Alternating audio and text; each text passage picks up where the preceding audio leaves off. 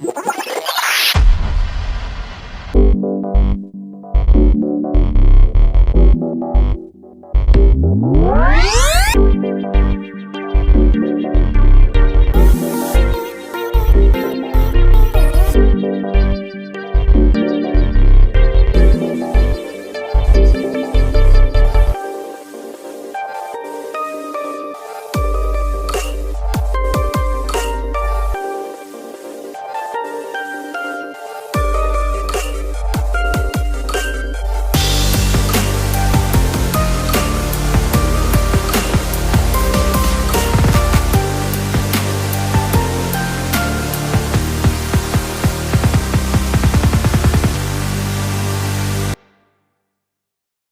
everyone, and welcome to Canadians with Disabilities and Their Allies. My name is Brent Frain. I'm the host for the show.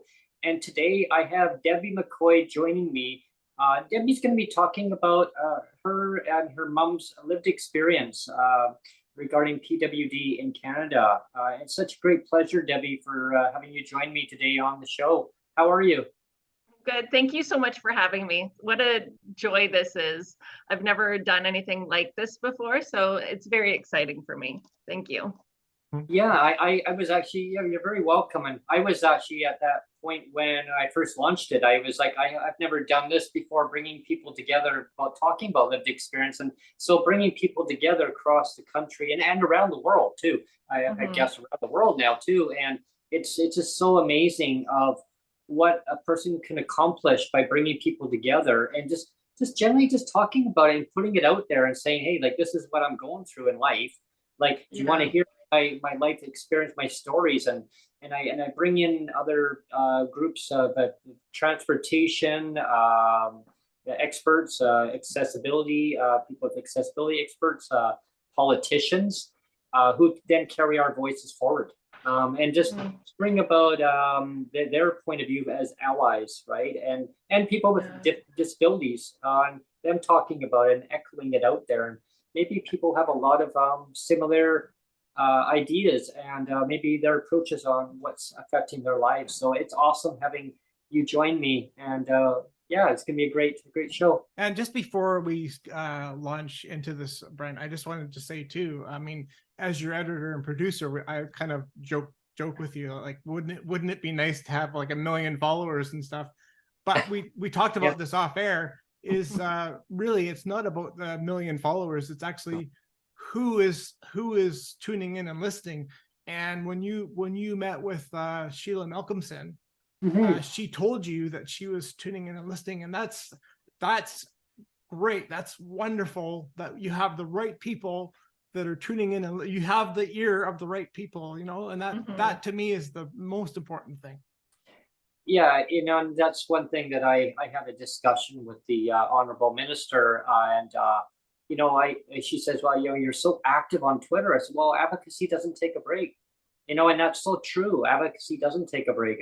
You know, yeah, I do take a break here and there, but I mean, but with advocacy, I don't take a break. Like, it's maybe a little bit of me time, and that's good, right? But I'm still reading up on, you know, who would be great to have on the show, who would, you know, reach out to me and saying, like, you know, let's talk about what's going on in life, and connecting with interconnecting with other people, of, you know, saying like, hey, like, do you hear what's going on? How do we make changes going forward, and to make things better for people's lives? And fundamentally, it's all about human rights. It's all about having people on the maybe not all on the same page, but having ideas from different people and connecting it all together and build like building blocks, right? Of having goals set and reaching those goals, and how do we achieve those goals? And that's something that we'll dive into also on the show. But you know, you're right. It's on how many people are actually listening. It's not how much the audience they can total. Who's listening is the important. Yeah, who's listening? Yeah. And it's so amazing on having even some other former ministers saying, tune in. They tune in. This is, you know, worth watching. So Debbie, so let's talk about you and your mom, and what have you guys gone through in life, and I guess we'll talk about your mom first. Yeah. My mom, I'm first generation Canadian. My mom was born in Mexico, as was my father. My mom had me at 18. You know, she didn't have as all first generation Canadians, immigrants to Canada, like they have a whole different experience than what we have when we're born here. Adjusting, learning English, like English is not an easy language to learn. And anyway, so at 18, she had me. A year later, she had a stroke. When she was younger in Mexico, she had smallpox. They don't have vaccines. So that weakened her heart, and having me weakened it further. And then she had a stroke. So her life really didn't start. Her adulthood was kind of, you know, completely thrown off track right before it even started, you know, with having a child and then she was in a coma for almost 2 years. So I think I was like 2.5, 3 when she came out of her coma. And yeah, so she joked that we learned to walk and talk together. So we would learn the stairs together and go up the stairs on our bums and come down the stairs on our bums. And we read kid books together. And, you know, it was a different way to grow up, but we had positive experiences in there too, such as those things. Now she, as a result of her stroke and the smallpox and all these other things, she ended up with epilepsy. So we had a nurse come in like once or twice a week when I was young, about 5. And because we couldn't have round the clock care because there wasn't anything, right? So it was just me and my mom, and I'm 5. So she made a very colorful list beside the phone, and I can visually remember it. It's a core memory for me. I remember all the bright colors on what to do when my mom's having a seizure and how to use the phone. And I remember her picking up the phone and talking to me. And anyway, so the first time I called 911, I was around 5.5 when my mom had a seizure. So it was a lot. That's a lot of pressure for That is a lot, yes. Yeah. For someone who's 5, right? But I learned very quickly, on how to help my mom when she's having a seizure, you know, rolling her on her side, putting pillows behind her, making sure that there's nothing in her mouth, but still being very careful not to put my fingers in her mouth because she would bite down. So that's a lot of pressure for being little. It's a lot of pressure for anyone. But I grew up with it. And, you know, again, we grew up together, and her experience going on disability was, I'd say, traumatic at best. She was on welfare for the longest time, and she was trying to apply for ODSP because it gave her an increase, right? Living on welfare with a child, I think we received like $700 a month, which is nothing, right? Yeah. And then, so she eventually got on ODSP. It was like a year of having to fight that she was disabled, right? It's just, they don't want to make it easy for you. At least they didn't. I can't speak to today's experience, but I don't think much has changed is what I've heard, but for her, I didn't want to make it easy for her. And having stress put on someone who's already under so much stress, being poor is stressful, like having to manage every single penny you have, along with having a child and along with trying to like still live, right? Like she couldn't work, and she would have given anything to be able to work, but nobody would hire her because she was disabled, right? I remember her even volunteering to go in and just to have that experience, you know, saying, hey, I'm disabled, but I'm still useful, right? But nobody would give her that opportunity. Anyway, so we ended up on ODSP. We moved to a small town because the rent was cheaper. The unfortunate reality of living in a small town is, even though everything's a little bit cheaper, the people are also a little more backward, right? Like, this is small town Canada. Like we we idolize it and we think about how great it would be to live in a small town, but the reality is that everybody in that small town has lived there for a very long time. And anyone that's different, being, you know, having German as her first language, not having the best grasp on English, having a disability, being poor, like all those things combined, she did not have an easy go. And, you know, she tried her best, right? But that's the reality of being poor and living in that small town.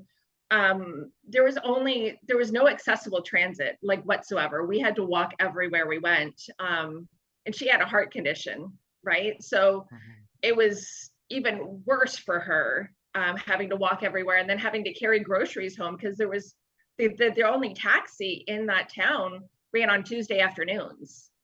So if you wanted to get anywhere, you had that taxi, and like you had to pre-book the taxi, or you had to have a friend with a car, or, you know, and there's nothing, everything in that town was very pricey, or, you know, I shouldn't say pricey, I should say not affordable for someone who's on a limited income, right?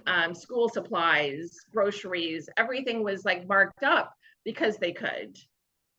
And, you know, I always say, you know, the thing about social assistance here in BC and across all of Canada, like for you in Ontario too, is that it's the systemic discrimination, right? It's like it's baked into the system. It's systemic. It's baked in, and everybody is othered, right? I always talk about the term othered, and you know, it's like, it's kind of like putting everybody in the same shit pile, saying like, okay, you deserve this pile here. Like, this is the shit pile here. This is you over here, right? Yeah. And it's just like, it's not proper, right? I mean, Brent and I have talked before that here in BC, they used to have a separate disability ministry. And when was that? In the early 90s? It was actually late. It was actually late 90s. It was only for maybe 2 years. I couldn't remember. 2-3 years. They had a ministry just for people with disabilities, and they had AKA welfare or income assistance, as you know what they used to call it, as welfare. And then I mean, nothing's changed. Like the policies are still the same, because what they've done now is they've taken now the office away and they've amalgamized it all into one.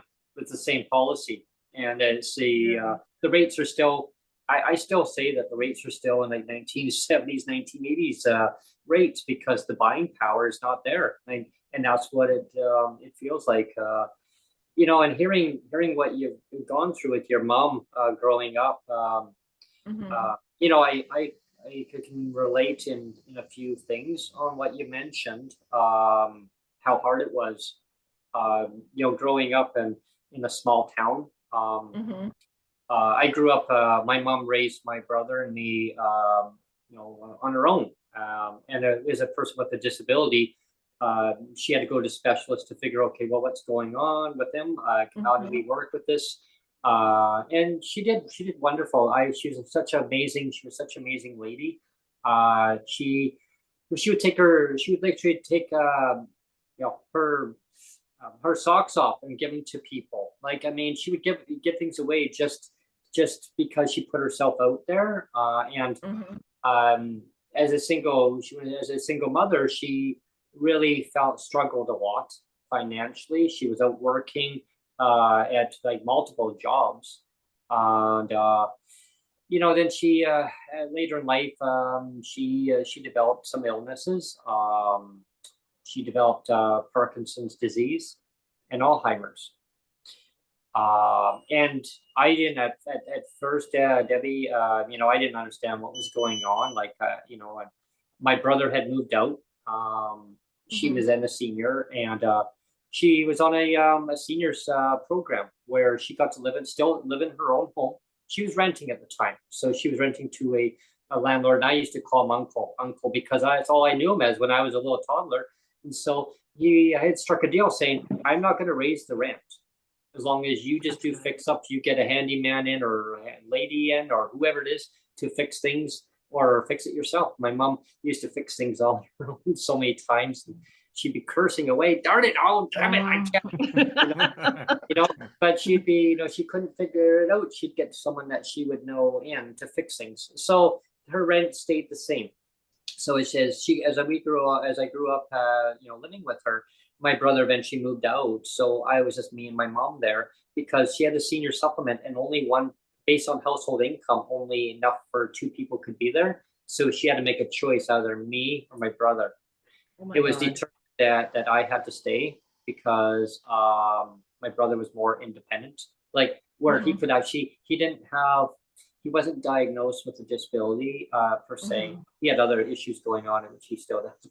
But anyway, yeah, it was just, I stayed there to look after her and feed the ducks, feed the chickens, cats, dogs. I mean, I hated picking up eggs. I got pecked at. Yeah, but anyway, talking about like that part is so I can kind of relate to the hard times with it. I remember her saying these tree branches outside, they were swaying like they were coming there, but we had a bad windstorm, and I thought, wow, like what's going on? And I thought isolated, right? It was one of those one-off. Right. I went outside and looked around. I don't see anything. What's going on? So I made a point to see the doctor. I said, well, why don't we go and see the doctor? Right? So I went and they diagnosed her with that. Emotionally, I didn't know how to deal with it at first until we sat down, and I learned that it's okay, Brent. Like, it's part of life, unfortunately. Like, and sometimes like it's hard to work with, and so as time went on, I had to move, and we put her into a senior's home. She had moved into another place first because the owner had sold the house. He had passed away. His daughters took over the home. They had sold the home, and they said that somebody else was going to be moving in. They didn't move in. It was a family member, but anyway, that's rent eviction, whatever, but it wasn't. Yeah. So unfortunately, just don't call it that. No, but it was arbitrary situation. She lost because it was saying that somebody else would moving in. Basically, one of the family members, never happened. So senior's home, and so life went on, and I learned to cope, and with learning from others, like learning what she had gone through too, with the diagnosis of 2 things, like Parkinson's plus Alzheimer's, and it was very emotional, traumatic. So that's where my advocacy went forward. I learned that. I thought, okay, like I don't know when or what, and I thought I'm gonna have to do something to help. Listen to people, what they're going through, and I've heard so many stories, and listening to your story, it really brought back a lot of memories. And so with what you're going through now, like what's for yourself, like how are things now for you? Well, yeah, my mom passed away in 2020 in September. She, again, like your mom, she, once you have a brain disease or brain injury and something so traumatic, and having multiple strokes, your cognitive abilities lessen and diminish, I should say. And hers diminished, and quite rapidly, actually. And we did put her in a nursing home. I don't want to say luckily, because it was horrible, but I don't know. I always want to phrase things in a positive manner. So I'm going to say luckily, but bear with me. In 2014, was it 2014? No, 2004. I think it was. Yeah, 2004. She was hit by a car. Yeah, we didn't think she was going to make it through it, but my mom was like stubborn, and then beyond stubborn. Like, she wasn't giving up for anything, right? Yeah, she's just, they all the doctors knew her because of her previous illnesses. So when she came in broken, like her whole body was broken. She was hit by an SUV going well above the speed limit, and she was just crossing the street with her walker, getting to the bus stop, which was across the street from her apartment. There were no safety crossing lights, no nothing. She didn't see the car because it was raining and she had her hood on, but the car saw her. Anyway, I digress. I'm going a little bit off topic, but because of that car accident, and because of her increased mobility issues, and we decided to put her in the home. But why I say fortunately is because if she hadn't been in the car accident and her faculties had diminished as quickly as they had, she would have been in a public nursing home, a government-run nursing home. But because of the accident, we always say, my family always says, look for the silver lining. So the silver lining with this is that she got to be put up in a very swanky nursing home, like marble floors, private nurses. She got treated like a princess, and for the first time in her life, right? Like there was unlimited everything, unlimited food. She didn't have to worry about her bills. She just got to like exist as like normal people, I guess. And yeah, it was so fancy. I remember going for brunch, and you know, like they had prime rib and Yorkshire puddings and like all these things. You know, growing up, you know, we, like, it sounds horrible, but we scraped the mold off bread and cheese and stuff just because. Yeah, that's what my mom did. No Cut off the ends in pieces. Yeah. You know what? It's fine. Just eat it. Just to like, just to have something to eat, right? Like it was, and there were days where, you know, and having an injury, having a heart injury, and especially now because I have my own, I can understand how exhausting it is. Like it's being disabled. It takes like, it's a full-time job. I always say that, like it's managing your health and doctors and medications and, you know, all of these things. That's a full-time job. And then having a child on top of that, that's another full-time job. And then managing your finances with like peanuts, and you're trying to spread those peanuts as far as you can get them, and like worrying about everything all at the same time. Like that's too much stress for one person. Yeah. Right. And that stress, it was felt by myself. And, you know, like having an injury, having a disability now myself, I always think of how I wish I would have been handled when I was young. So it gave me, I guess, that perspective on how to help my children understand what I'm going through, you know, because I've been there. Right. Well, and that's it. It's you know, your lived experience and passing it on to others on maybe ways of coping with different scenarios, right? And and especially when you mentioned about scraping by to make ends meet, like. And I remember, Debbie, my gosh, my mom would be getting a knife and cutting off the end pieces of bread, and it was mold, and then making a sandwich and throwing there, and then she's like, oh, darn it all, and she'd get the cheese out there, and you know, some people say, oh God, how can you eat that? I remember cheese and then like some peanut butter and cheese, like peanut butter and cheese sandwich, but cutting cheese off and like scraping the mold off there, and you know, trying to get in there. You're just trying to like get by, right? And you know, the things that you do to survive, right? When I say things like, you know, some of my friends, you know, they didn't have the same existence that I had, or same experiences that I had. And, you know, going to the movies was a regular thing. Having cable TV was a thing, right? Like, and they go back and they make references to these movies that I've never seen because I couldn't afford to go to the movie theater, right? Like I couldn't afford to do anything. I didn't have those abilities, I guess. Like we couldn't afford to spend $20 for me to go to the fair, or, you know, get a ticket and go and see all these things. So the references, and they're like, well, how do you not see that movie? Or how did you grow up not seeing that movie? And I'm like, well, that was my life, right? Like there's poor and then there's poverty. Poverty is, it's a whole different world. You know, being poor, you know, managing paycheck to paycheck to paycheck, I get that. I've experienced that.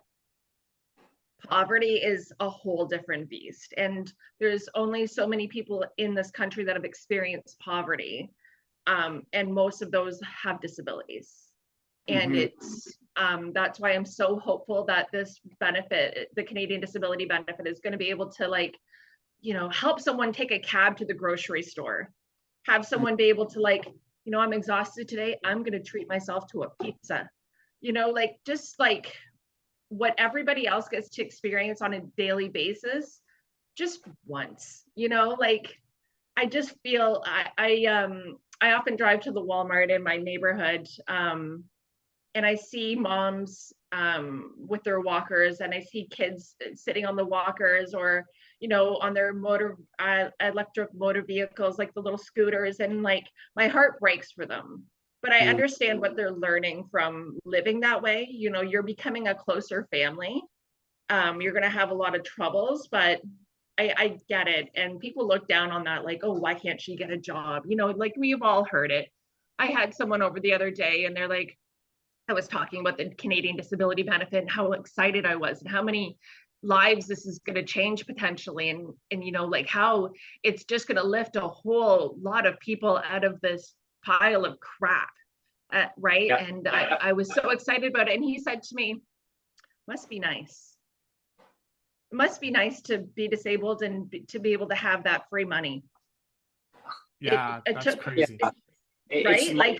It's the mindset though, Debbie, and that's kind of what people can't really relate to, because if they haven't lived that experience, they don't know. They just think, oh, well, you know, get a job. Just, you know, just the job be the solution of all. Is it? I mean, well, what I was gonna say, Brent, is another thing that people don't get is just the amount of effort it takes to cope with a disabled body. Like, you know, I've been disabled my whole life, and I worked for over 20 years as well, and it's a lot of mileage. Like I always tell people, like, you know, for most of my life I was on crutches, you know, and so I didn't just have 2 legs, I had 4, right? So I'm expending like twice the energy that an able-bodied person is, and it's a lot, right? And another thing I always say too is, when you're disabled, it's like, you know how they say that what is it? One dog year is equivalent to 8 equivalent to 7 or 8 human years. So I always say that having a disability is like living in dog years, right? Because, or like working. So like 1 year of working for me is like almost like a dog year, like 7 years. You know what I mean? Like it's way more effort for me to work, and I used a lot more mileage, and I you know, and I had to really look after myself and really invest in that, and it's expensive, right? And it is really that's expensive. what people don't understand. And you know, and that's you know, I mean, for myself, like I had worked for many years. I mean, I had worked from like when I was like 15 years old. I actually 14, really. You know, and I done a paper route, and I wanted to start working when I was 12 doing a paper route, but they wouldn't let me do it, Debbie. They wouldn't. No, the newspaper company said no. You have to wait till a certain year to be able to do that. But you know, I got out there, and you know, I did what I had to do. Like my mom would say, well, if you want a bike, Brent, you're going to have to go out and actually make your money for it. You're going to have to go out and do this. Go and mow a neighbor's lawn if you need to. Well, I couldn't. I mean, my allergy would just go. I would have to take allergy medicine, histamine, and oh my gosh, and I'd be a wreck when I got home. But I kept pushing myself, and as years went on, going through high school, and some of my high school pupils would be, you know, they'd be getting these jobs, and oh, Brent, go and get. Why don't you do this? I couldn't. Like I said, well, unfortunately, I'm not able to do that. Like that kind of work. Anyway, as long story short, so as time went on, I got into grade 12. Well, there was a new McDonald's open. Oh, everyone's getting these jobs in McDonald's. So, Brent, you should apply. My teacher said, Brent, apply. I go, I don't know what I can do there. Well, they'll figure something out for you to do. They'll figure out. I said, I can't do cashier stuff because the font was too tiny. It was too tiny. But I said, but you know what? My mind says, yeah, Brent, you can do this. Yeah, sure. They'll work with you. So I applied, and guess what? They turned me down. They said, and their excuse at the time, I fought it. I was emotionally really upset that everyone else in my class got the job, brand new store. I saw it getting built, and they wouldn't give it to me because they said, oh, because your disability is going to get in the way, and the company doesn't want to deal with it. That's what they said. The company doesn't want to deal with it. You'd be too slow. and we want people to be fast, and we don't have time to deal with somebody who's too slow. Not saying that you don't get it, is that we don't have time to train you. And I said, but I want to be trained. I want to learn. I want to be able to do that. Yeah. So I fought with it, and they finally, I guess they caved, but they put me into a different store doing cleaning. Oh, learning grill. I mean, fine, but I wasn't happy. But I still wasn't fast like I was, because hand coordination. I went through the process. I learned everything as time went on, which is great. I mean, and I'm not going to promote McDonald's and saying, hey, they're the best employer. One thing I am going to say though is to everyone is, doesn't matter what company it is, if the person is able to do something, like, please work with them, work with that individual, understand, maybe can we do things a little bit differently to, when I say not the person is different, but the company to do something differently, of saying, how can we make things more adaptive? I forced a company that I worked for, and I'm not going to say which one, but I forced a company to put adaptive technology in there. They said it was going to cost them $10,000 to do it. We said, well, then do it. It's a business write-off. You can write it off on your business taxes. And so they put all these monitors up. I was there making stuff and looking at the orders, and some of the employees actually loved it because it actually made the font way bigger. Right. It kind of distorted things though, Debbie, too, because the orders would be kind of almost going off the screen, but they adjusted it so that it would be just enough for everybody who would be standing way back in the room, who had perfect vision. They could still see it from way back and doing other work. So they were able to say, hey, there's an order coming up. Well, let's make some more preparation stuff. So it actually worked well with that technology. But as time went on, it was time for, at that time, I felt I needed to go back to college. I needed to do something different. Academically, I learned, hey, what would I be good at doing? Like, the government said, hey, you know what, we're just going to put you through a reassessment academically to see where you're at, what your attributes are, Brent. I go, well, I know me. So I did videography. Yeah, well, let's see if you know who you are, because we don't know who you are, but let's learn from each other. And I learned that, hey, communications of working with people. And so I approached Neil, and then fast forward, I approached Neil back in December, and then Neil and I kind of stayed in contact here and there over time. That was December 2019. Yeah, but I reached out with them to December of 2021, and I said, hey, Neil, I got an idea here. And he said, well, no, was that 21? Yeah, it was December 2021, and you're like, well, I don't know. I mean, I guess we could try, and Neil will tell you the story on that. I mean, like, I'd never really done anything like that, but I was like, sure, let's give it a go. So let's wing it. Yeah, so we've been winging it ever since. Well, you're winging it pretty well. Well, I learned about over time about videography, about interviewing myself, talking through a camera, and we learned that through college too. And over time about advocacy, dealing with social media, like news outlets, have all these cameras stuck in my face and microphones right here, and about building up self-confidence and public speaking and just being yourself. And I had a person who he was a Federation of Labor, and he was a pretty harsh guy dealing, but I just saw him on NewsHour just recently in British Columbia. He's actually for the Health Authority now. He's the CEO up there. I saw him on the news. I'm like, oh yeah, I know who he is. Well, he taught me a lot. And if he ever watches this podcast, Jim, I just want to say thank you. Like, thank you, Jim, for what you've done for me about building my self-confidence up, because he taught me, Debbie, Brent, just be yourself. If somebody doesn't want to deal with you, they don't want to hear it, then that's their problem, not your problem. And stand up for what you believe in. And I've always kept going forward. My mom used to try to shut me down, Debbie, so many times. Brent, you can't fight the system. You can't change the system. And I go, sure I can.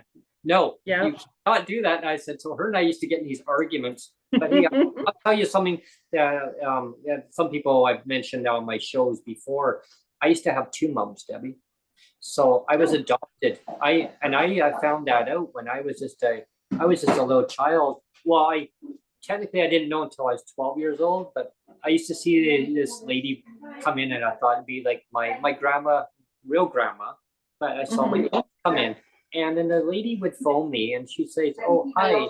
She says, "Hi, is this Brent?" And I'd speak to her, and I would hear the same voice, like it would almost like sound like the same voice echo, but it was her voice.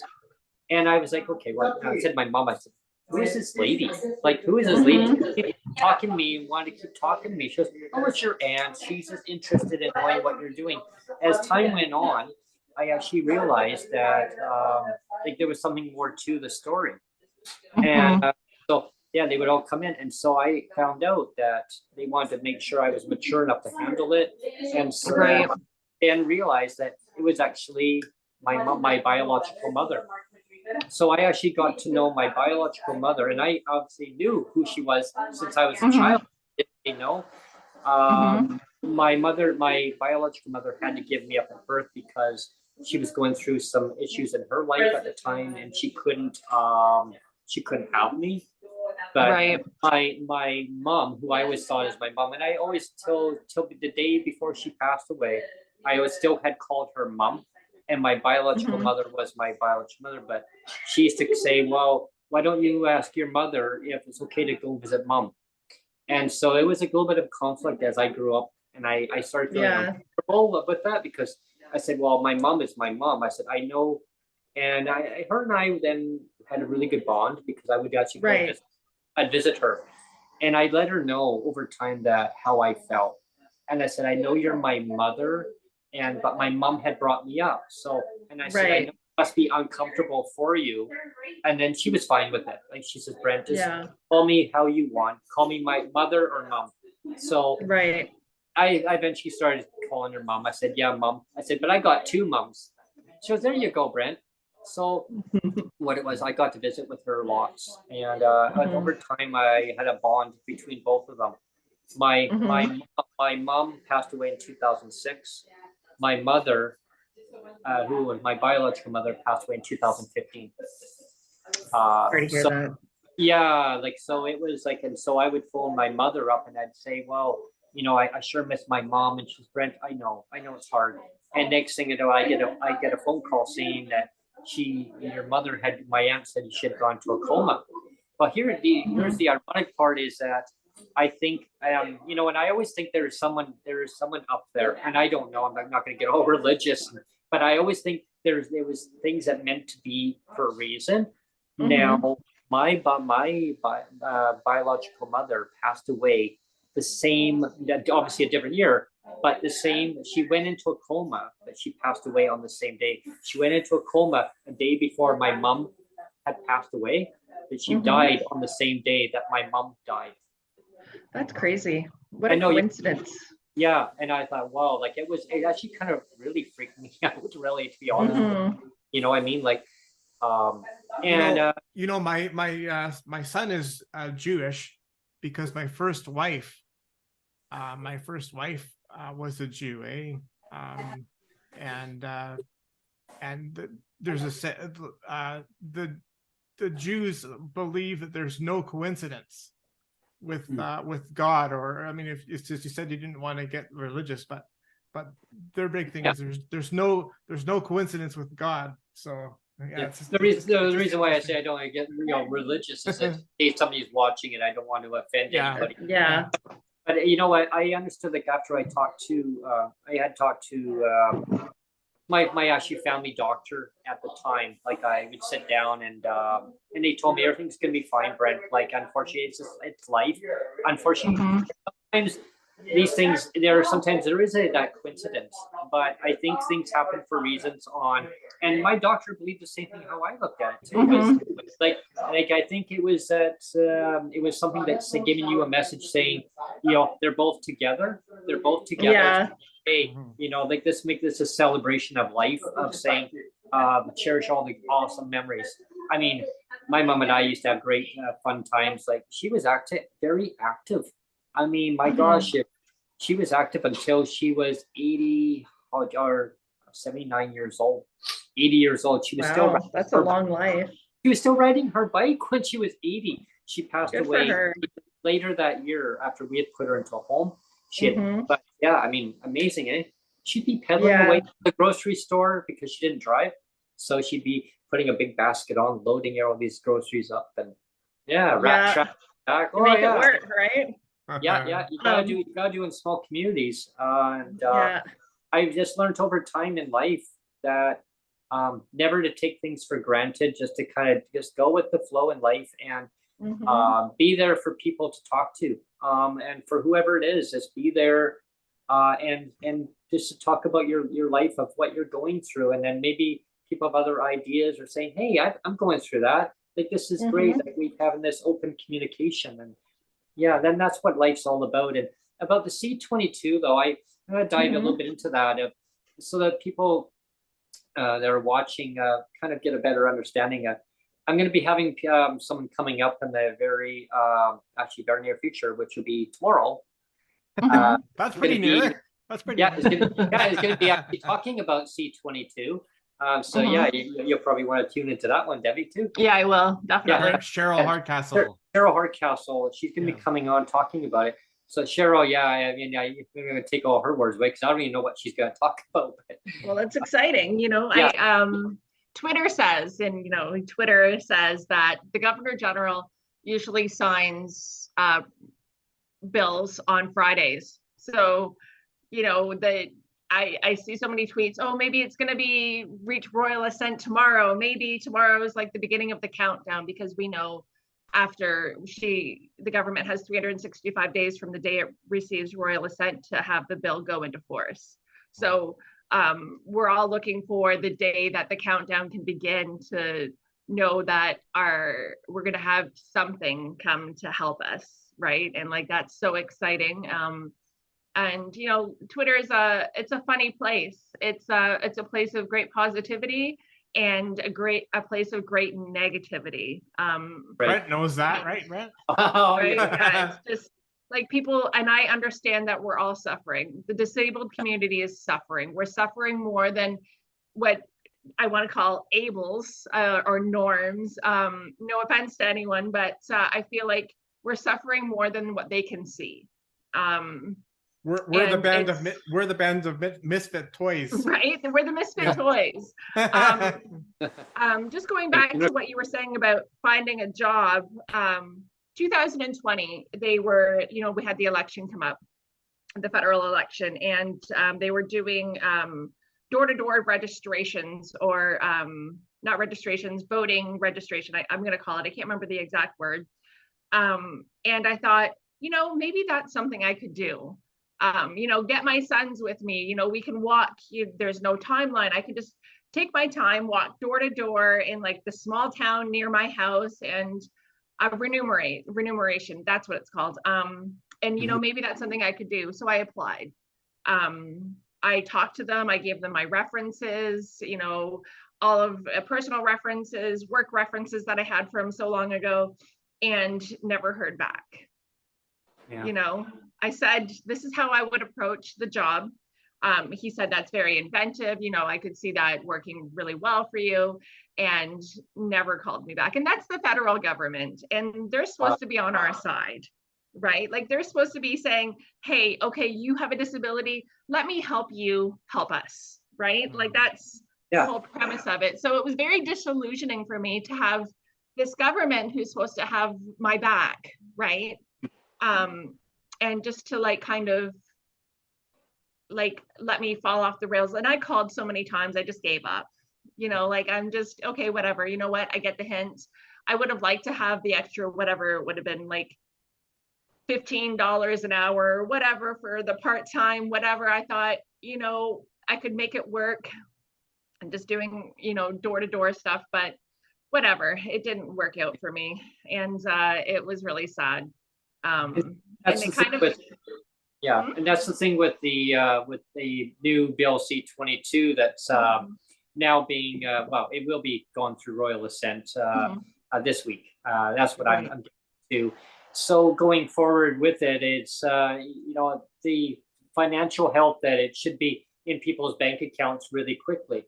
But now they have up to a year to basically make that happen, or it could be more. Like, I mean, the framework And there's been a lot of call for a disability emergency response benefit. Nothing was actually promised, like literally promised about it. They were promised to get the bill out, but there was you know, like people say, well, Brent, hey, they didn't actually promise the disability emergency response benefit. No, they didn't, but it would have been still the right thing to do. While making people wait, when you make people wait for over 1,000 days, I mean, to get that going, till they finally actually agreed in the Senate after getting handed back to the Senate, where it could have easily been handled right in the House.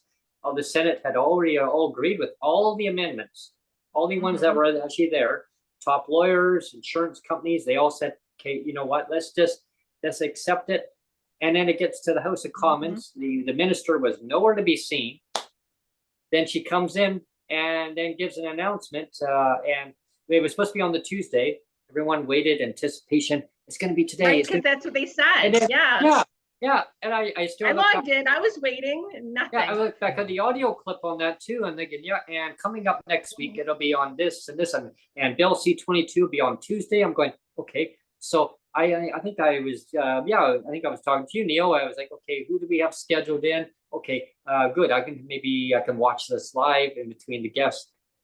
And I'm waiting. No, not today. No, tomorrow, Wednesday. So the minister comes in and gives a speech, and unfortunately turns down that one amendment. Oh, we need to send it back to Senate. Another delay, right? After people waiting over 1,000, almost 1,000 days at that time. I think it was 997 days. It was. Yeah. So at that time, I'm thinking, come on, like, pass an emergency benefit then if you want people to keep waiting. And even going forward at this point in time, just please put an emergency benefit out there like you did CERB. That was, I mean, CERB was put out there within one day. They passed it, and it was out within a week. They had all this money out, $2,000 to people, and saying, well, do I qualify? Right? Well, if people say, well, do I qualify? Don't worry about it. We'll figure it out later. We'll just get this money out there. Yeah. Meanwhile, disabilities, well, I guess, you know, we got nothing. Yeah, you got $300 if you had the disability tax credit. You got was it 6 or 3? Can't remember. It was in 2020 in September. $600 one time. $600, but you had to have the disability tax credit. Yeah. Oh yeah. There was that criteria. Yeah. If you didn't have it, you got nothing. But now I didn't apply for CERB. I didn't apply for CERB because I knew it was going to get clawed back. Yeah. I remember talking to one of my former neighbors at a building that I was living in, and he applied for it. And I said, "Oh, to apply for it, Brent." I go, No, I'm not applying for that. It's going to get taken away. Somebody told me. And I go, no, I applied for it. I go, you applied for it? He goes, yeah, I got $2,000. I go, well, you know they're going to take that off you, right? If they don't, they're going to expect you to pay back. No, the federal government told me I don't have to pay it back. You're going to have to pay that back, bud. Well, because they listed the rules on if you have this, and this, and this, and this, then you can apply. If you don't have any of one of those things, like being employed or being this or having this, and none of those things applied to me, so I couldn't apply. And I knew if I did apply, it would be fraudulent. And because I'm saying I'm doing things that I'm not actually doing, then they're just going to come at me and take that money away. But I also don't want to live my life like that, right? Like, I don't want to scam the system. I don't want to give them a reason to have anything negative to say about disabled people. Like, I don't want to be part of that. So I always try to like govern myself with that kind of integrity, you know. I don't want to take anything that doesn't necessarily belong to me, you know. You're technically eligible for that. You should be technically eligible for based on the criteria, like, you know, what you call, because some people they would, I mean, oh my gosh, they would cheat, right? And like and then everybody's passed with that same glove. And I don't personally want to feel like I've had anything to do with that kind of negative viewpoint. I don't know if that makes sense. But it's funny you say that though, because I've always been exactly the same way. Like for me, like, autonomy is huge, right? Right. I don't want to ever feel like I'm beholden to the government for anything. Like, right, exactly, right. like, I don't know if you know my story, Debbie, but like for the last 10 years, the provincial government here has been clawing back my survivor's pension. And so it's been about 10 years, and I've run the numbers. And so in about 10 years, the provincial government has clawed back like $65,000 from me, right? That's supposed to be my pension money. They've clawed it back. Show me the money. Yeah. and but still, like, you know, I'm on medical, you know, I can submit medical things too, right? On disability, but I never do, because it's just like a pride thing. Like we're saying, like, I don't want to feel beholden. It's like, you know, you bastards are taking away my pension, but I don't want to be beholden to you guys. So I'm going to be stubborn and try to pay for everything myself, right? Because it's it's like, screw you, I'll do it all myself, you know. Exactly. Yeah, I get what you're saying, and I'm not the same with regards to that. Like, on my taxes, because I have the disability tax credit, and the government knows I'm disabled. And just a sidebar to anyone who's watching who has a disability, and if you haven't applied for the disability tax credit, it used to be very convoluted. It used to be very time consuming and stress inducing, and nobody wants that stress, but do it. The system has been streamlined. Now you fill out the form. It's like a 2-minute form, and then you have an email to send to your doctor. The doctor fills out their part, and they email it off to the government. And the processing time is supposed to be within like 6 to 8 weeks. It used to be months. Now it's weeks. So I strongly suggest everyone apply for it, not just because of the tax credit. Like a lot of people on disability, like my mom at the time when I applied for her, it took like everything, and she's like notably disabled. And I still got it back for her, but she was able to transfer the credit to me because I'm her caretaker. And because I was working, we received funds back from the government for 5 years in past income taxes that I had retroactive, exactly. So, and not only that, even if you don't have someone you can transfer the credit to, they have what they call a registered disability savings plan, and the government RDSP, that's correct. And the government puts money into that annually, and you can cash it out at signed 60. Up for that as well. Take that money. You know what, the government, you know, we've all been struggling. Take the money, do it, you know, cash it out when you're 60 and help yourself, right? Help yourself with whatever it is that you've been needing.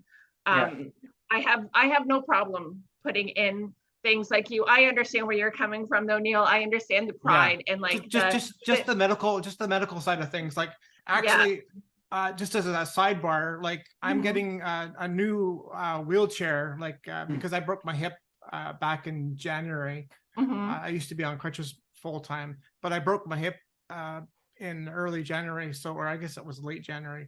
So as a backup to my scooter, I've decided that I'm going to get a manual chair, and so it's actually going to be the first big ticket item that I'm getting the government to fund. But what's funny about it though is they still said, well, because it's a secondary mobility device, because they knew I had a scooter, even though I was the one that paid for 100% of it. They knew I had because I had to say I have a scooter, and they said, well, because you have a scooter and this is a secondary device, we'll only pay for half of it. Well, a little bit more than half. They're gonna fund like $2,100 of it, which is a sizable chunk, and I still have to put out $1,700 of it, because they said, well, it's just an optional thing, right? Optional. Which is kind of silly, because I can't really use my crutches at all anymore. Like I'm on a walk. I don't know if you can see this. I'm on a walker. I'm kind of blurring it out right now, but I'm using a walker around the house now because I don't feel confident on my crutches anymore. Not as stable. And I just wanted to have a wheelchair, a manual wheelchair, as a backup to my scooter that I can throw in a car and go places with friends and stuff in cars. And it's kind of sad to me that the government says, well, an added mobility to get in a car and go to church or something with your mother-in-law is considered an optional thing, you know? Oh, no way I see, look at it is it's like partial, and when they say partial, it's like you should say the government. So is it partial in the front of the scooter, or is it the back of the scooter? Partial funding. Like which Yeah. part of the scooter do you get? Which part of my disability is partial? You know? Yeah, right? Which part of my cerebral palsy is you're only half got cerebral palsy. You don't have a full cerebral palsy. You only got half. It's kind of like what I mentioned in a meeting that I had just recently. I told the story about trying to be reassessed, and I tell you, I could hear a pin drop in the meeting that I was in. I said, because they mentioned about a computer system that was last updated by a previous government. They mentioned, the minister mentioned, in 2002. And I went, oh, 2002. Wow, that's over 21 years ago. And I said, well, and then everyone kind of looked at me because I got, and we were in a big meeting around table, right? And so I said, well, that magic number, 2002, wow, that year rings a bell. And they're like, oh, really? I go, yeah. Yeah, that was the same year when the government, she was going through it. The government of the day was going through about reassessments. And they were going through files. Mine was one of them that they decided to go and try and pick on and to see if I was actually still disabled. And my doctor was a very old school doctor. So he really, I would always argue with him, come on, doc, like I need some kind of medication for, like, allergies be so bad. I would get a head cold, like a bad head cold, allergies, everything. And it was just like something, and then it would develop into another cold, like infection or whatever. And so he refused to give me something. So the point is that he would be right by the book. And so when he had diagnosed me, and carefully through all the diagnostic testing and everything, and when I had come back to him and saying, oh, apparently, like the receptionist, hi, Brent, I can imitate, what's going on? I'd be so upset. I got a letter in the mail saying, I don't know, apparently I need to be reassessed. I don't understand. What does this mean? Well, bring it in. Let me take a look at the document. And of course, the receptionist, and I'd come in and nobody else in the office. And she'd look at, this makes no sense. I need you to see the doctor. Oh, well, there was a bus strike at the time. So I had to come by handy dart to get all the way out there. So I had to come back the next day because the doctor needed time to look over this form. So I had to go back again. And handy dart in British Columbia, you need to book in advance. Like you need to know when you need an appointment. There was no buses, so I had to take handy dart all roundabout way, which normally should have only taken maybe 25 minutes to get there. It took me 2.5 hours to get there.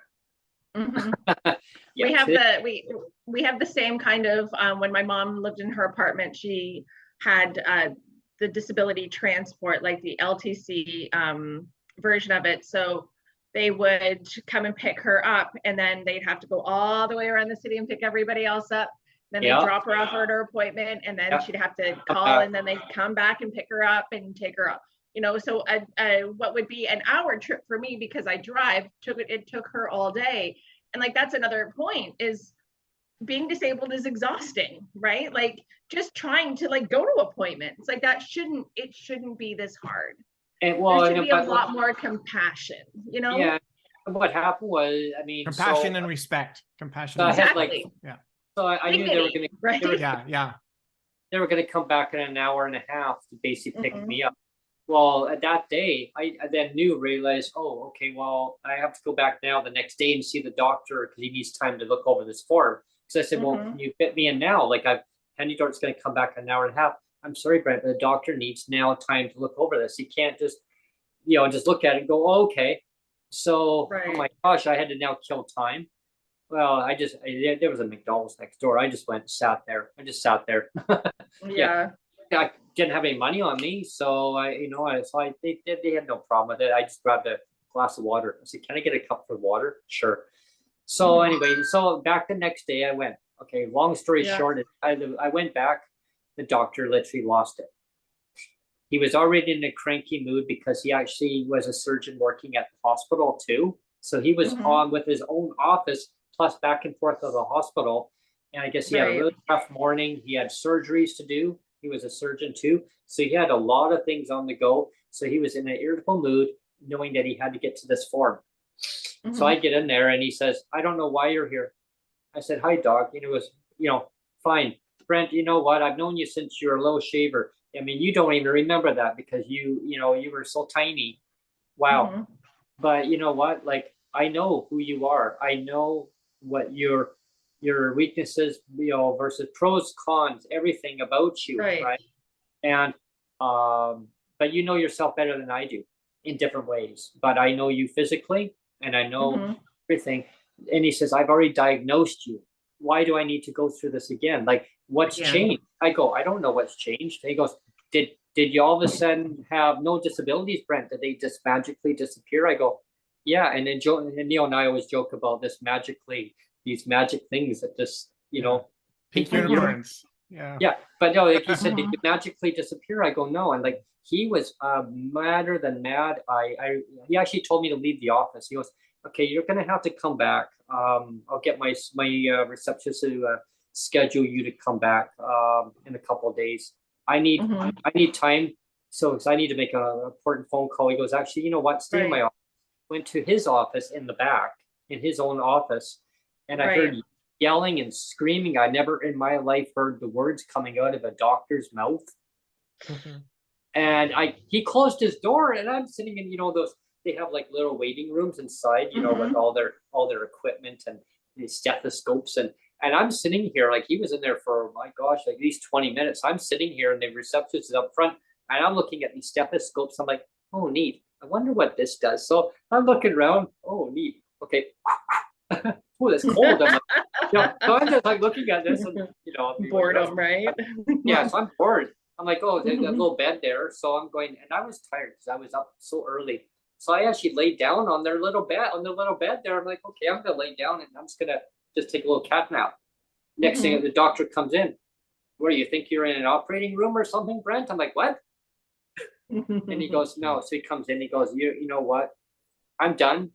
I'm done with the government. I'm done with this. Like, this is not happening. So yeah, you know what? Don't come in 2 days. I've actually sent off a letter to the government. He said, a class action lawsuit. I'm like, oh my God. Like, he said, yeah, like, I'm done with them. So I'm done with the BS. So thank you. Have a great day.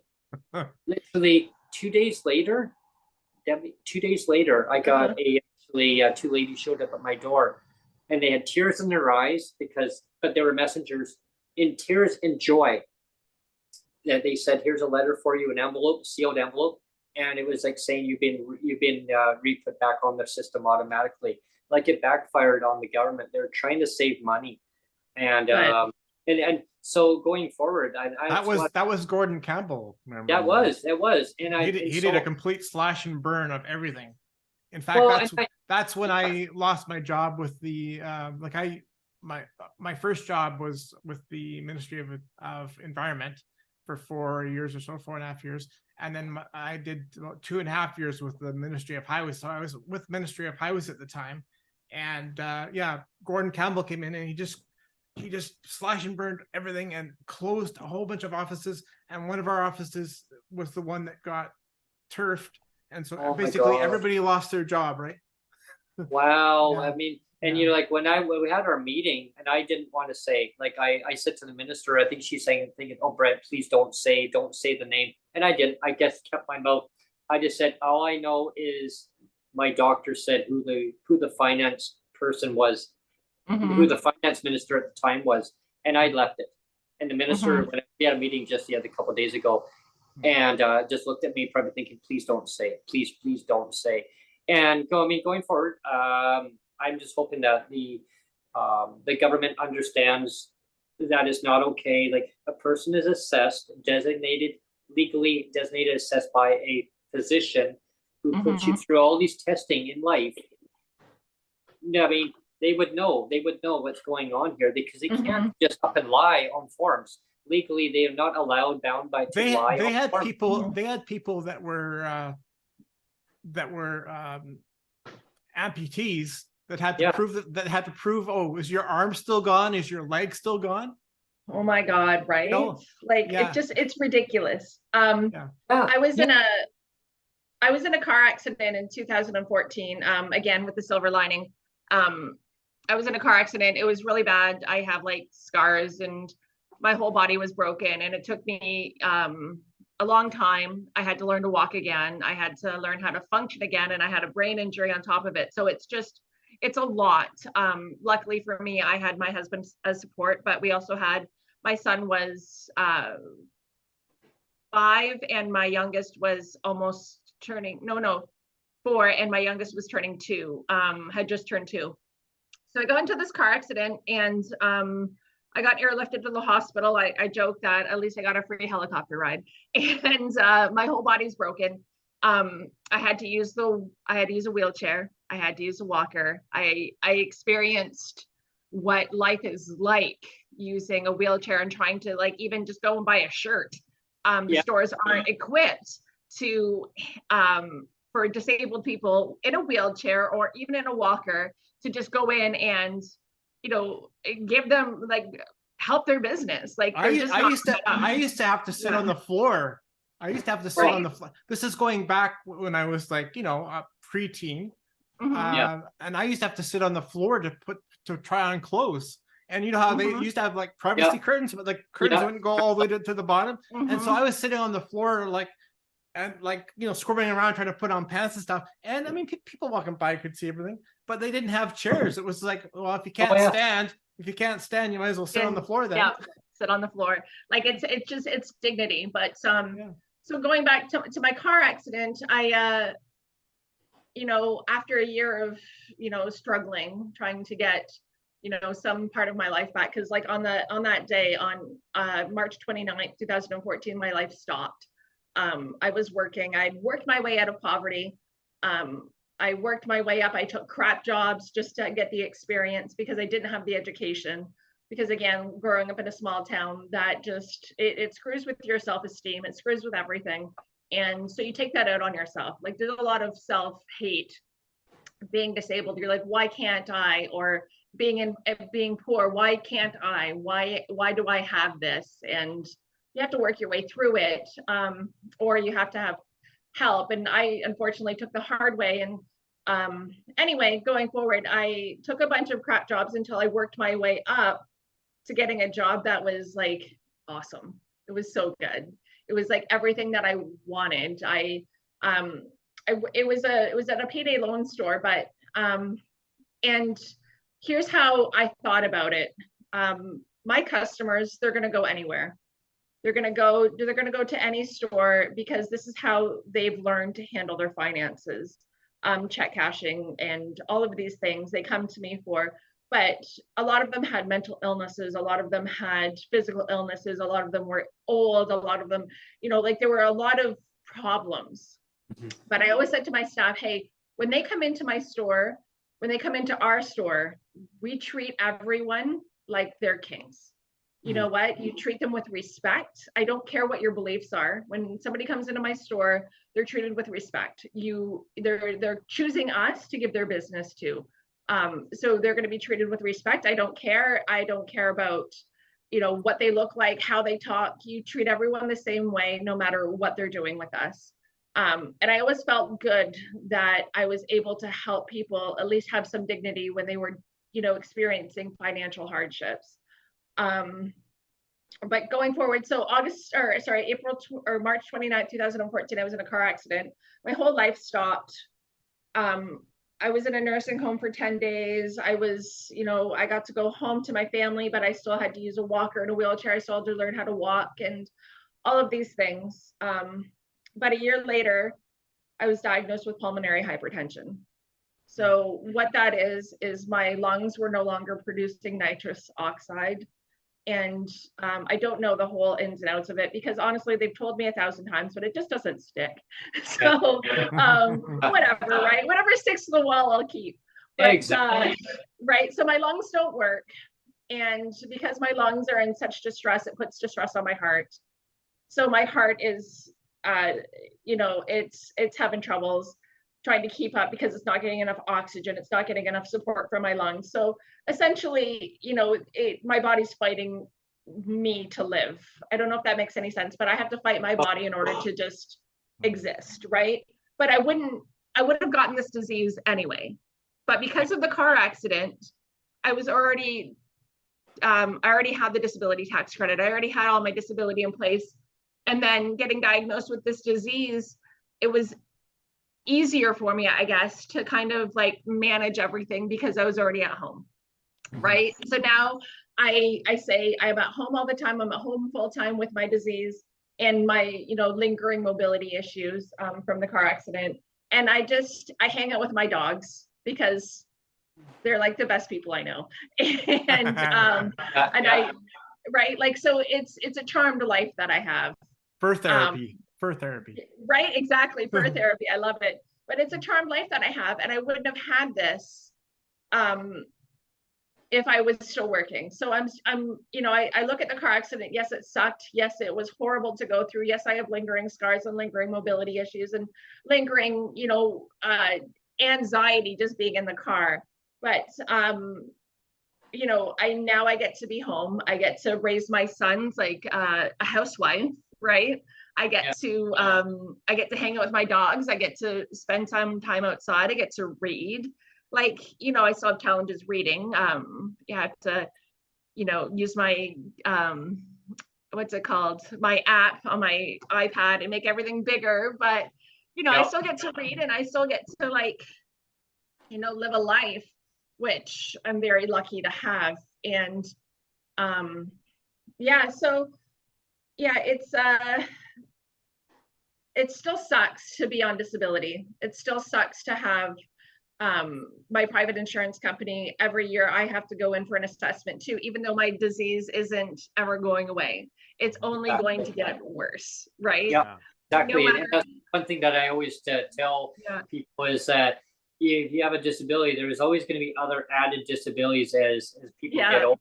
I mean, you're either born with it or you develop a disability or disabilities. And you get older, and it doesn't stop at 65, right? No. And that's the part with that C22. Part of the culture thinks that everybody's healed at 65. Well, I just, you know, that 65, it just pisses me off because it's like the disability doesn't go away. It just poof, gone. No, no. And I understand that. And I'm really happy that the Senate put in the amendment that I think it was in 4 years or 5 years, or maybe they didn't put it in the amendment, but they definitely spoke about it.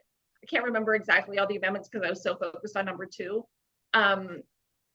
But I believe that in 4 or 5 years, they have to look at the bill and then go back and assess it and see if they can raise the age limit, because again, disability doesn't start at 65.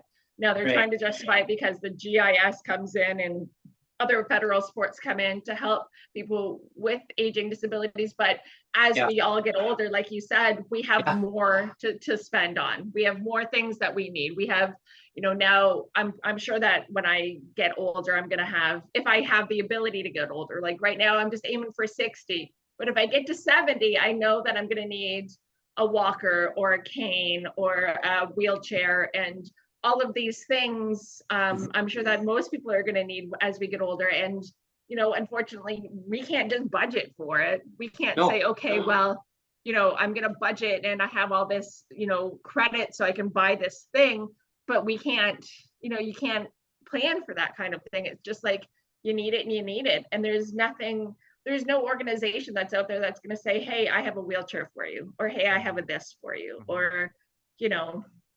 And it sucks that you have to have that stress when you're older too. The government should really help us a little bit more as we age, but I'm happy that the CBD is at least going to be looked at. So maybe there'll be some help. We've blown by the top of the hour, so I just didn't know if we wanted to wrap up now or not. Do you have any closing comments, Brent? I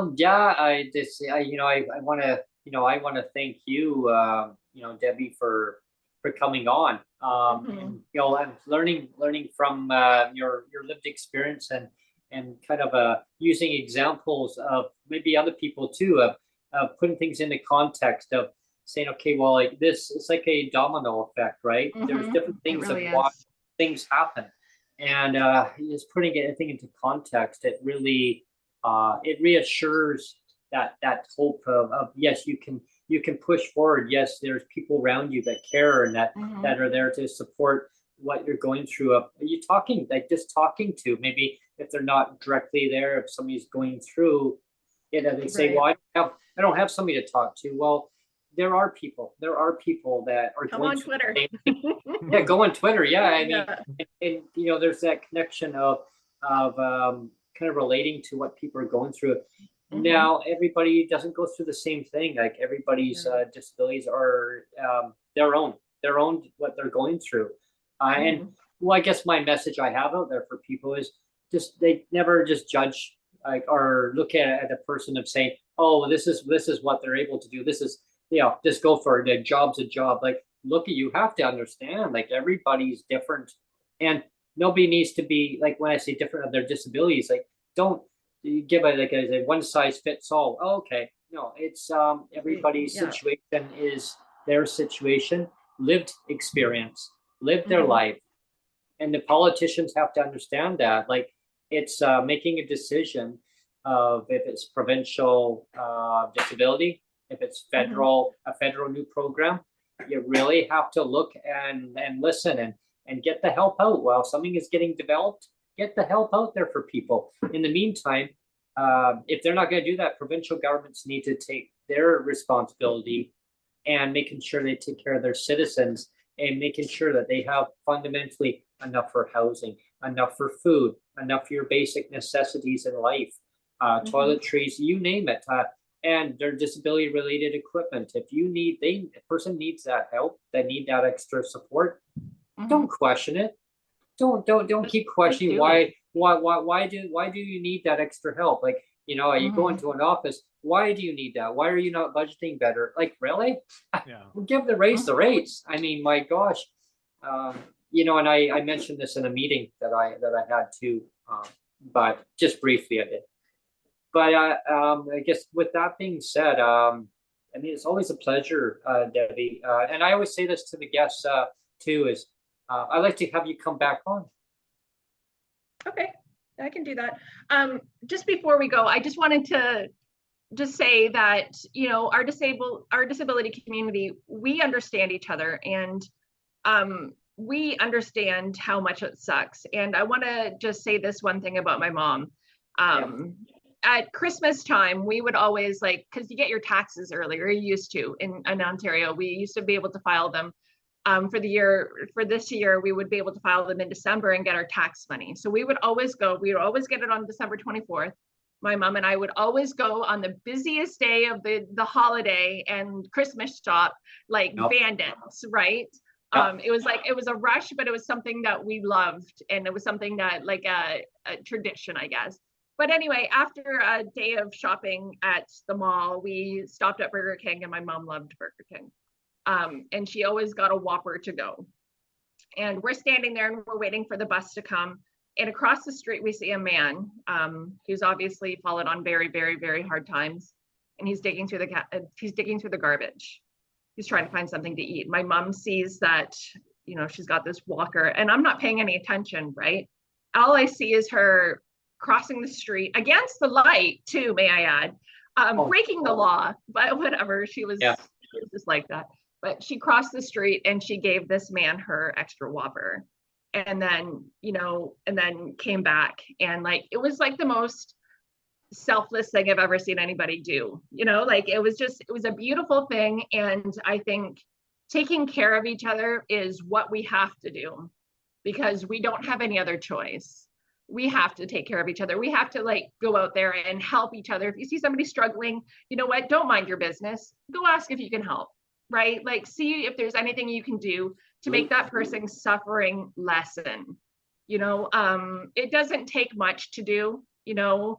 If I don't know, I complain a lot. I have a very feisty side to my personality, and when I don't get, when somebody screws up an order or whatever, I will go in and complain, because I just don't have the, you know, the filter not to. But they always give me like extra like food coupons or a gift certificate or whatever, and I keep those in my car for if I see someone who's struggling like that, and I hand them out to them, because food shouldn't be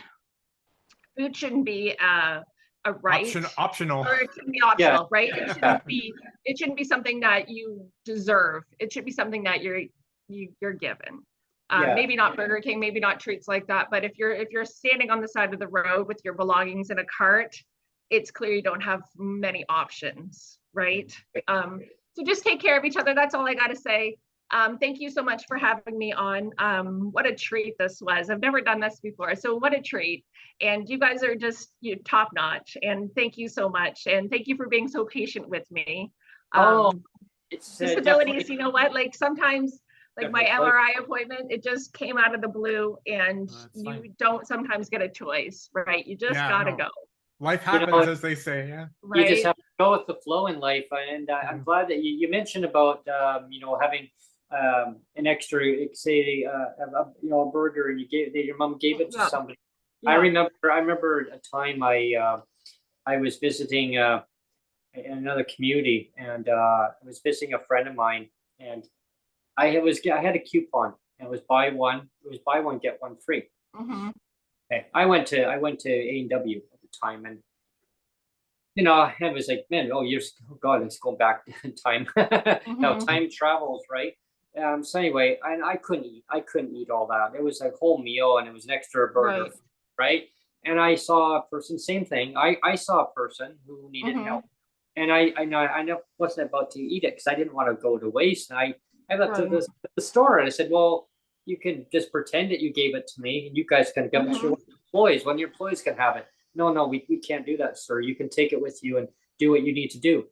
Well, I saw a homeless person who I would see from time to time in the community, and it was in the Lower Mainland. I was out in an area called Maple Ridge, and the person was really having a hard time. And I knew that, and I said, can I make your day? Can I make your day a little bit brighter? Nobody can make my day brighter. This society doesn't care about me. Government doesn't care about me. That's just where I am. I go, I care about you. I care. I said, and what I can do is I can give you this, and he says, well, thank you. And I turned around, and you know what? I had $3 in my pocket. My other money was in my bank at the time, and I went over, and I said, back over to A&W. I saw him. I said, you know what? Just wait for a minute. I went back over to A&W, and I said, can I get a small root beer? And I don't know. I should have asked him if he wanted root beer. I didn't know what. I just went and got a small root beer, and I came back and I said, you know what? Who doesn't like root beer though? Here's a drink to go with your burger, right? And he was just like he had tears running down his face. Like he says, nobody's ever done this for me in life. And I said, hey, I guess you're in the right place at the right time.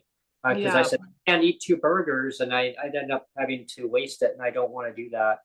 So pay it forward, right? Yeah, no, that's I've always done it that way in life. I've always been a kid. I would go to the store, and I'd buy a bag of chips, and I'd do a paper route. Debbie, I used to get a bag of chips, a chocolate bar, and a pop once a month. I'd treat myself on a paper route. $1.05.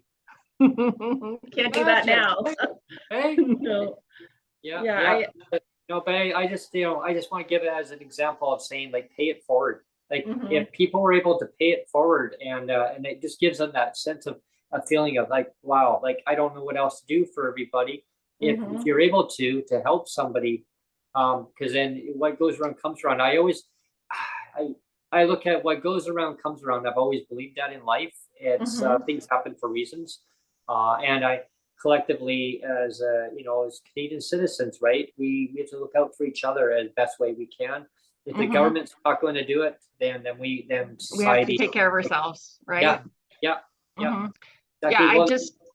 Sorry, go ahead. No, you go ahead. Sorry. Oh, sorry. No, I'm just gonna say, like, everybody's equal. Like, we might not be equal in the terms of status or finances or housing, but just because you see someone who's fallen on hard times and all their belongings are on the cart doesn't mean that you're better than them. We have to get over this idea of comparing ourselves to somebody else to make ourselves feel better. I lived in a I lived in a house at one time in a place, and I was actually temporary homeless. I didn't have an address. I mean, I stayed in accommodation. I stayed in a hotel, but I didn't have an address for about 2 months almost. It's I moved tough, into a right? place, and I lost everything due to bed bugs. and I freaked. I left everything behind, and yeah, and then built from that point on. So I can't relate to somebody who's actually being like actually homeless on the street. That's something I can't relate to. I've had people in my life that have been, and helped them through their journey the best way I can, and making them understand that things can progress in a positive way, and just connecting through networks. And I've actually brought people to different areas, but yeah, like it was scary. It was for me. I had some resources at the time that, and I had depleted them all down in staying in a hotel until I actually ended up staying at well, at my roommate's parents for a while, and then we then found a place. We then moved on and built what's the foundation around, and so things can happen. Like it can happen so quick to anybody for different things, and that's one thing I'm working on. You're one accident or one situation away from being in our shoes. It changes everything. Yeah, it changes. Your whole world stops, and then you have to restart as a different person almost. But yeah, I feel like, and just about the C-22 and amendment number 2, the private insurance amendment. Now, I have private insurance, and I also I have children, 2 sons, and I receive the Canadian Child Tax Benefit. That's not deducted from my private insurance because they said it was a benefit. So I feel like, it's not a fact, but I feel that when Minister Cuoco, I can't pronounce her last name to save my life, but when the minister said that she believes in her conversations that this benefit will not be taken from private insurance, I believe her based on my experience. So I'm hopeful that it's gonna be the way I think it's gonna be. I feel the stress on Twitter. I feel the stress online from everyone who's upset about this Second Amendment. And I feel like we all just need to take a deep breath and hope for the best, plan for the worst, but hope for the best. And I feel like this is going to be, I think everything's going to be okay, right? I wish I could go on Twitter and I wish I could talk everybody through all of the issues and be like, okay, but this, but Twitter's not a very open-minded place. We're all very angry in our lives, and we're all very, we need a place to put it, so we put it online, right? Yeah, it's like a venting where people are just so frustrated because it's like they just want stability. They want to know that everything's going to be okay. And the theme song Neo is "Everything's Gonna Be All Right." That's the song. I love it. I like the singing. I was just thinking, as soon as you said that, wait a minute, there's a song. Everything's gonna be everything's gonna be all right, buddy. It's gonna be fine. I join you in singing, but nobody wants to hear that. Well, I had one of my other guests on. He was playing a guitar. He was just like ding ding ding ding. Everything's gonna be all right. But I'm hopeful. And again, thank you so much for having me on. What a delight this was. And anytime you want me back, you just tweet at me. Oh, and anybody who's having any troubles with any kind of forms, please at me. I love forms so much, and I love the hoops, and I'm very good at jumping them. So if you're having troubles, reach out to me. I will do my best. If you're not sure about RDSP, just reach out to Debbie McCoy. If you have questions. There's also another good gentleman also, MP Peter Julian. He gave a great seminar about the RDSPs and the DTC, the reasons why that people should apply for it. So there's always sources. Yeah, I think it might be one of the filtering that the government does for people who are on the disability tax credit, just based on, like, again, this is not fact, this is just my feeling based on, like, I watched the Parle View TV and I aged drastically while watching it, but I feel like that's going to be one of their filters. Right, you watched it too. Yeah, see, we're traumatized just from that alone. I watch our provincial one when they're actually in session, and I just glued right to it. I'm like, oh yeah. People go, oh, this session's boring. I'm like, no, it's not. No, I get it, right? But Yeah. I yeah, insurance so, the building too. Oh yeah, sessions. I have somebody knocking at my door, Brent. oh yeah, no, go ahead. Oh. Guys, thank you so much. Hey, Thank have you, a great Debbie. afternoon. Yeah, I was Debbie. gonna say, we always say we need an army. I wore my Marvel shirt I for like this shirt very much. for the Avengers, right? We have an Awesome. army of Avengers. Yes. Go. Hey. Yeah. Yeah. All right, And guys, have a great afternoon. Yeah. thank you, Debbie. Bye. Thanks. You're Bye. welcome. Bye now. Okay, Thank you. bye.